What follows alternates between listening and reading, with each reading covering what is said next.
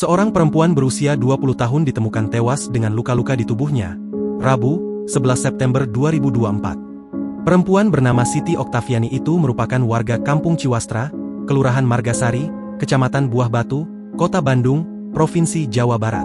Menurut Kanit Reskrim Polsek Buah Batu, Ibtu Purnomo, ibu korban mendapati kondisi sang anak penuh luka setelah diberitahu tetangga kontrakan anaknya. Ibu korban dapat kabar dari tetangga anaknya bahwa terjadi keributan antara korban dengan suaminya.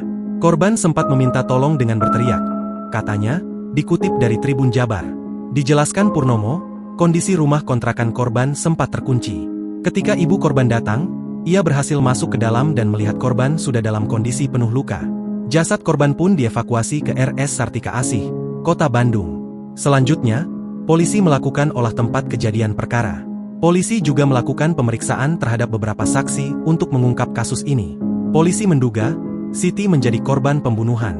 Sementara pembunuhnya, diduga adalah suaminya sendiri yang saat ini masih dalam pengejaran pihak kepolisian.